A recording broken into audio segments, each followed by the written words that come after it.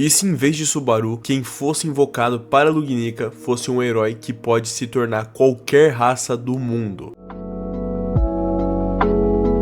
E se esse herói fosse Ben Tennyson, um garoto que carrega no pulso dele não uma bênção, nem uma autoridade, mas algo que nem mesmo a própria bruxa da inveja, Sátila, conseguiria compreender. Um artefato capaz de copiar qualquer raça. E, ainda mais, se o Omnitrix fosse considerado uma autoridade, mesmo sendo apenas um dispositivo extremamente avançado e tecnológico. Bom, hoje nós vamos imaginar como seria se Ben 10, eu nunca pensei que diria isso, fosse pro mundo de ReZero ao invés de Subaru. Como seriam seus poderes, suas relações, seu nível de poder e, principalmente, o que Sátila faria diante de algo que pode copiar qualquer raça do mundo. Bom, antes de analisarmos cada arco e tal, é bom deixar claro algo aqui. O Ben que estamos considerando é o do clássico, até porque eu já vi algumas versões dele que simplesmente desintegrariam oponentes que atuaram como vilões principais em arcos de ReZero de forma tão absurda que essa análise mal teria graça. Então, para melhor coerência narrativa e também para ser uma espécie de parte 1 desse vídeo, vamos considerar o Ben 10 do clássico, belezinha? Bom, chega de enrolação, bora pra análise. Ben está na Terra realizando mais uma missão enquanto aproveita suas férias de verão com sua família, até que do nada uma luz engole tudo e ele acorda em uma cidade medieval, e essa cidade é Lugnica. Sem a Gwen, sem o Vomax e, claro, sem a tecnologia, só ele e o Omnitrix. E então, Ben se vê completamente perdido e sem entender absolutamente nada do que está acontecendo. Seria um alien que o sequestrou ou algum tipo de plano maligno, talvez do Vilgax para tentar acabar com o Ben? Ele não sabe e fica completamente perdido. Mas aqui começa o detalhe mais insano da análise e até do próprio What If. Sátila não invocou o Omnitrix, ela invocou o Ben 10, mas o Omnitrix veio porque está sincronizado com o DNA do Ben, ou seja, é como se já fizesse parte dele. Então o mundo de ReZero não entende o que é aquilo, porque é quase como se já fizesse parte do Ben, e por consequência, Sátila também não sabe.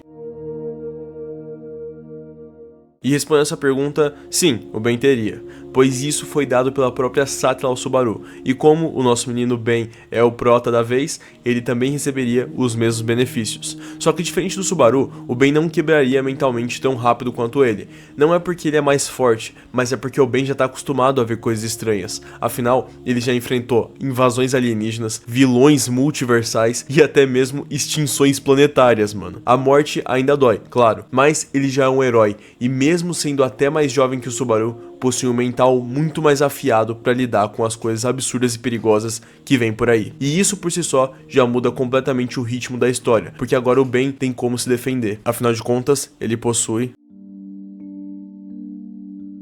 o Omnitrix, protótipo do clássico, é um dispositivo de manipulação genética de alta tecnologia com diversas capacidades além da transformação alienígena básica. E algumas das funções incluem coisas como poderes de transformação, modos de operação, funcionalidades técnicas e de segurança e modos especiais, que podem ser desbloqueados e são ao longo da história. Mas aqui eu vou focar apenas nas principais habilidades do Omnitrix. Se quiserem depois eu faço um vídeo explicando sobre todos os poderes, todas as funcionalidades de fato que o Omnitrix possui. Mas aí vocês têm que comentar para engajar e eu poder fazer, belezinha? Bom, nos poderes de transformação, como muitos já sabem, existe a transformação em alienígenas. Esse é o principal poder do Omnitrix. E esse poder é basicamente a capacidade do Omnitrix reescrever o DNA do usuário para transformá-lo em uma das várias espécies alienígenas armazenadas dentro dele, ganhando seus poderes, capacidades físicas e até mesmo a linguagem e a linhagem em si daquele alien específico. Além disso, também possui o modo de ativação. Isso aqui é mais para vocês entenderem exatamente como funciona a própria funcionalidade do Omnitrix. O modo ativo, que é o verde, é o modo padrão para seleção e transformação do Omnitrix. O modo de recarga, que é quando ele fica vermelho, pode ocorrer após um tempo limite de transformação, que geralmente tende a ser ali 10 minutos, ou caso o Ben acabe utilizando de forma excessiva.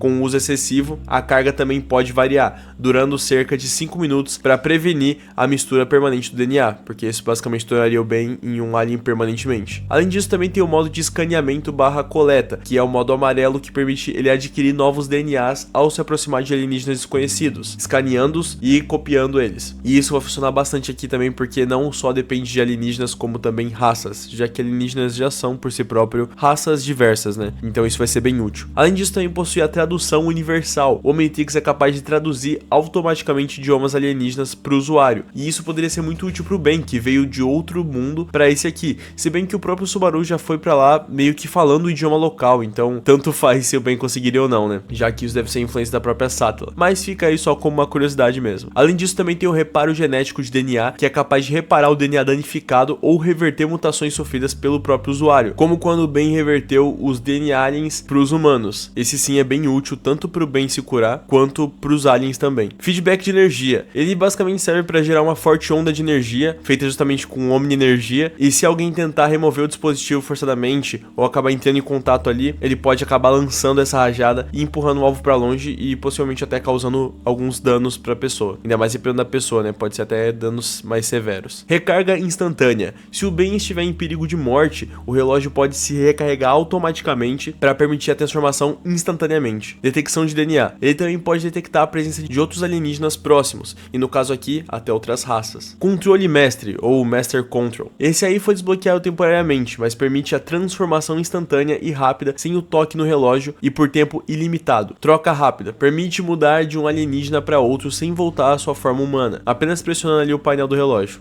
Bom, essas são as habilidades mais relevantes aqui para essa análise que o Omnitrix possui. E assim, o Omnitrix começa a escanear o mundo automaticamente. Todas as raças encontradas em Lugnica e todos que o Ben fosse interagindo e que não fossem humanos. Bom, pelo menos não totalmente. Até que eventualmente ele se encontraria com Emilia e os demais. Acredito que a história, até esse ponto pelo menos, seguiria normalmente. Até a batalha contra a Elsa, que seria bem diferente. Afinal, o Ben ali, além de possuir um exímio controle sobre suas habilidades a essa altura, também possui aliens muito poderosos para ajudar no combate. E falando nisso, dando uma leve recapitulada para quem também não vê Ben 10 há anos e nem se lembra mais de todos os aliens, e de quebra explicando para vocês o nome real de cada um, eles são divididos em algumas categorias. Afinal de contas, o Ben consegue bem mais que 10 aliens durante a história, mas primeiramente eu vou falar sobre os 10 originais aqui para vocês. O primeiro é o Chama, ou também conhecido como Pironita. As habilidades dele são a manipulação de fogo, pirocinese, capaz de disparar e controlar chamas, e um voo limitado. O próximo alien é o Besta, ou Vulpimancer. Ele possui sentidos aguçados, olfato e audição, força bruta, agilidade e garras afiadas. Depois tem o Diamante, o Petrosapien. Ele possui um corpo de cristal indestrutível, ou quase, manipulação de cristais e poder criar escudos e projéteis do mesmo material. Depois tem o XLR8, esse é clássico, conhecido como Kinesilerano. Também tem o Massa Cinzenta, Galvaniano, que possui inteligência sobre-humana, tamanho reduzido, força aprimorada para o seu tamanho e até mesmo capacidade de escalar paredes. Depois esse também tem o clássico, o Quatro Braços, da raça Tetramando. Ele possui força física descomunal, alta durabilidade e uma capacidade incrível de pular grandes distâncias. Também tem o Insectoide, da raça Lepidopterano, caracas, acertei de primeira, mano, que possui voo, gosma pegajosa inflamável e agilidade no ar. Também tem o Aquático, o Fiskis Volan, que possui respiração debaixo d'água, força subaquática e mandíbulas poderosas. O Ultra T, Mecamorfo Galvânico, que possui o Tecnomorfismo, capacidade de fundir-se e controlar qualquer tecnologia barra máquina. O Fantasmático, né, esse aí dava medo, mano. O Ectonorita, que possui intangibilidade, né, atravessar a parede e objetos, enfim, invisibilidade, possessão de corpos e projeção de tentáculos. E bom, dos originais são esses. Porém, como eu disse pra vocês, o Ben 10 clássico não se limita apenas a esses aliens. Em outras temporadas e até filmes, ele acaba desbloqueando outros aliens novos, que também são bem importantes. Mas aqui eu vou falar apenas dos principais que apareceram nesse vídeo, senão o vídeo vai ficar muito longo. E pô, se vocês quiserem um vídeo só sobre isso, comenta aí, né? O Gigante, da raça Tokustar. As características dele é que ele basicamente tem um tamanho colossal, uma força descomunal e também tem rajadas de energia. E olha que além desses, tem mais alguns aliens que eu vou deixar de fora, que também são aliens do Ben 10, mas aliens um pouco menores, porque não vão fazer muita diferença nesse Warif e também porque senão o vídeo ficaria ainda mais longo. Enfim, com o Chama ou qualquer outro alien destrutivo dos originais, ele já conseguiria facilmente ou derrotar a Elsa ou mesmo segurá-la tempo suficiente para o Reinhard chegar e quase matar ela, né? Como foi na obra original. Mas já chegaremos nessa parte, por enquanto temos só que analisar algumas coisas. De qualquer qualquer forma, isso levaria o Ben e os demais até a mansão, onde lá, sim, ele poderia copiar o DNA Oni, como o da Aren e da Aran, dos elfos, como o da Emilia, e aí pode vir uma confusão na mente de algum de vocês. Ué, Ners, mas a Emilia é só meia elfa, né? Logo o Omnitrix acabaria dando problema na compatibilidade de DNA. Então, mano, na verdade não é bem por aí. Eu fui atrás de pesquisas justamente sobre isso e descobri que o Omnitrix faz algo muito mais inteligente. Ele literalmente realiza uma forma mais eficiente de otimizar o DNA para a forma mais pura ou funcional, no caso da Emilia, a parte élfica. E isso acontece, galera, porque a separação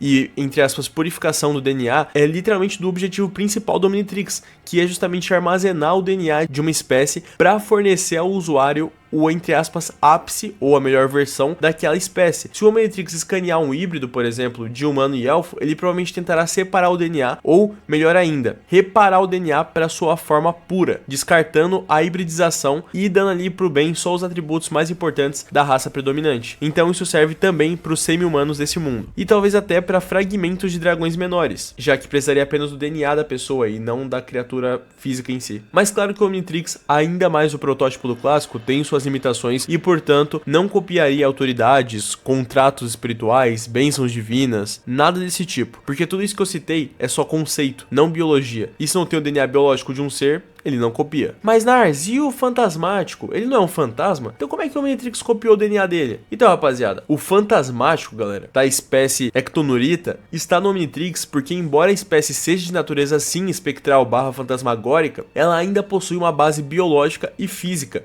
que pode ser escaneada pelo dispositivo. E é simples assim. Além disso, dessa forma isso mantém um equilíbrio, tanto narrativo quanto de escala de poder, que olha, já tá até bem forte na minha opinião pro mundo de ReZero. Mas agora sim, vamos de fato analisar arco por arco do Ben 10 integrado no mundo de ReZero.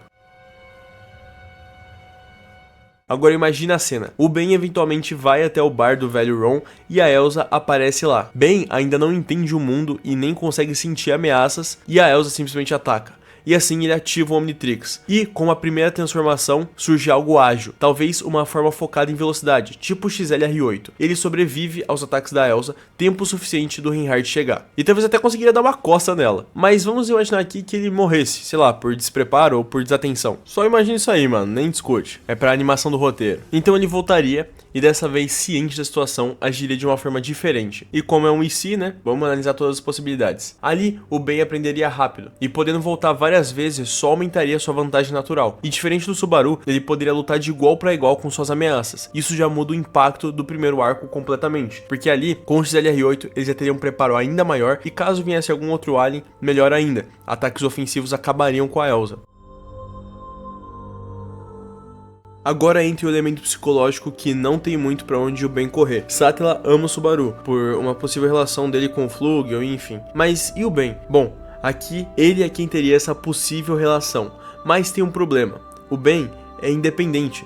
Com o Omnitrix, ele praticamente não depende até o momento dos poderes da bruxa Sattla. Afinal de contas, de forma realista, ele nem teria morrido até aqui. Então, reset nenhum teria acontecido. E por isso, não precisaria implorar por poder e não aceitaria ser manipulado. Isso poderia fazer a Sattla se aproximar ainda mais dele, justamente pela oposição de Ben e ela achar isso interessante, ou se irritar com ele também. Porque, diferente de Subaru, o Ben não é frágil e talvez ela quisesse quebrar ele, se tornando assim sua maior inimiga durante essa jornada.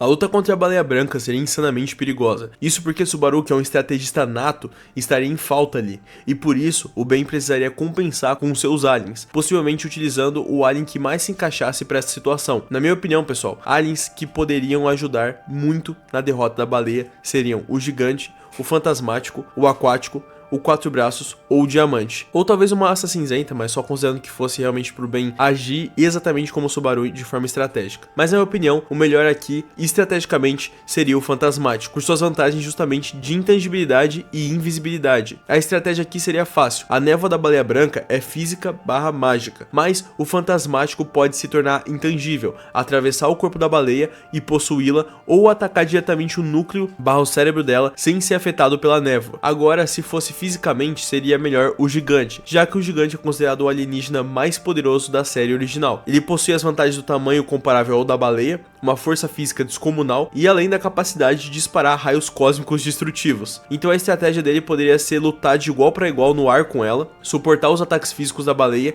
e explodir com um raio cósmico intenso. E no fim, ele conseguiria até mesmo copiar a baleia com o Omnitrix. Agora tendo uma criatura colossal que pode literalmente apagar a existência e memória de suas vítimas com a sua névoa da aniquilação. Além de ela também criar clones poderosos, voar e produzir até mesmo essa névoa aí que causa contaminação mental. Então, mano, realmente muito poderoso pro arsenal do bem. Já o Betelgeuse contra o bem é absoluto cinema, rapaziada. As mãos invisíveis ignoram física. E pela falta de experiência do bem aqui, o bem morre uma vez. Sua primeira morte. Ou talvez duas, dependendo da usabilidade com o Omnitrix nessa batalha. Pois dependeria muito da estratégia do bem. Mas depois, ele começaria a testar suas transformações de formas mais estratégicas. Mais resistente, Diamante. Com a sua capacidade de manipular cristais, o Diamante pode criar escudos para se proteger das mãos invisíveis e prender o Betelgeuse em estruturas sólidas, imobilizando. Forma sensorial, Fantasmático. Sendo um fantasma, ele atravessa as mãos invisíveis do Betelgeuse, tornando o ataque do arcebispo inútil, e além dele poder possuir o próprio Betelgeuse ou usar a sua forma verdadeira para aterrorizá-lo e acabar com ele, porque isso basicamente o que contrasta com a insanidade do próprio vilão, o que seria genial. Forma destrutiva, XLR8.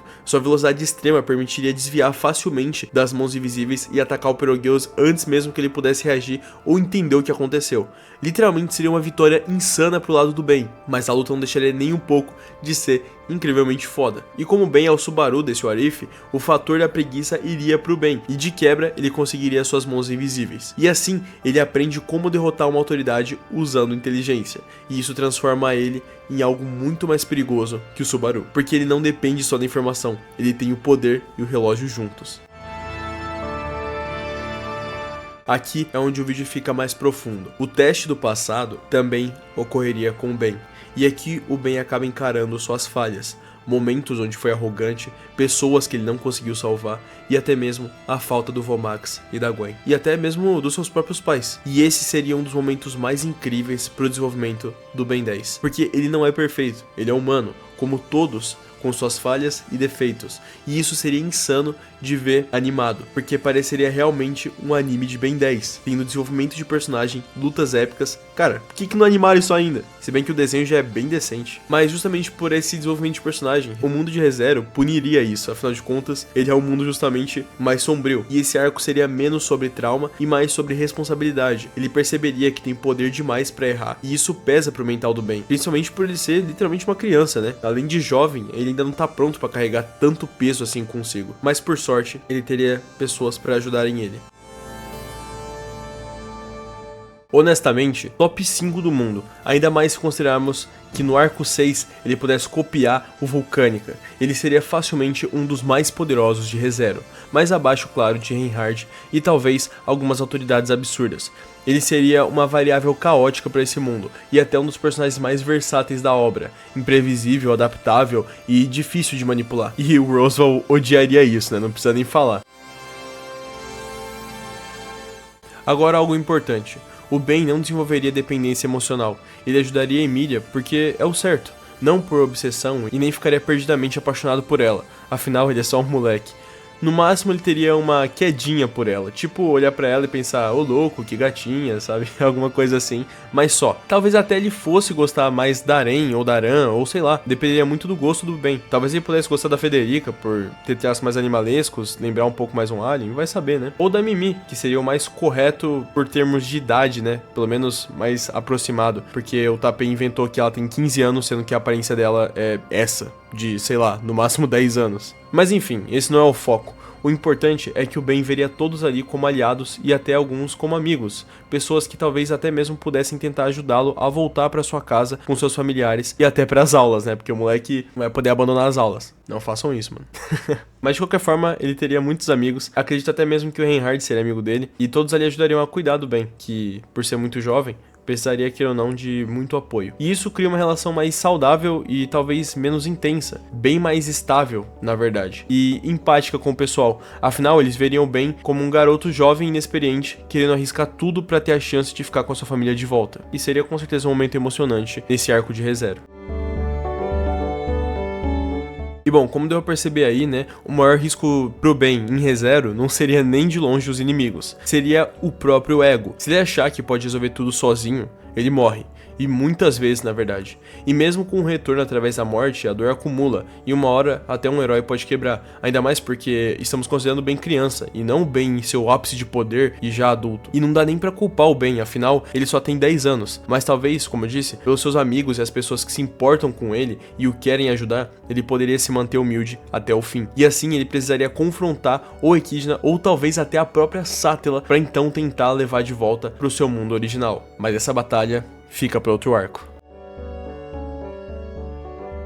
Talvez o Ben fosse forte o suficiente para sobreviver em ReZero, mas a verdadeira pergunta nem é essa. A verdadeira pergunta é, ele seria forte o suficiente para não se tornar aquilo que o mundo tenta transformá-lo? E a pergunta mais importante desse vídeo, até mais importante do que todas que eu fiz até agora, e se o Omnitrix escaneasse o Reinhard? Zoeiras à parte, é isso pessoal, essa foi a versão do Ben 10 clássico, mas vocês sabem que tem versões muito mais absurdas e até do próprio Ben mais velho, e para que eu pudesse seguir os arcos de ReZero, teríamos que analisar a partir daqui já um outro Ben 10, o de Força Alienígena, por exemplo. Eu sempre faço votação na comunidade para decidir qual vem depois, então fica de olho lá para não perder, belezinha? Mas bom pessoal, no geral é isso, muito obrigado a todos que viram esse vídeo até aqui, que acompanharam até aqui, comenta aí a sua opinião sobre tudo isso que foi dito, comenta também aí novas ideias, claro, sempre mantendo respeito em tudo, senão seu comentário será apagado. Um muito obrigado aos membros do canal, sério rapaziada, vocês fazem toda a diferença para continuar trazendo conteúdo aqui que eu gosto tanto para vocês e que vocês também curtem muito. Bebam água, agitem a postura de vocês, fiquem com Deus pessoal, um beijo, um queijo, um coração invisível pra vocês e até o próximo vídeo. Tchau, tchau.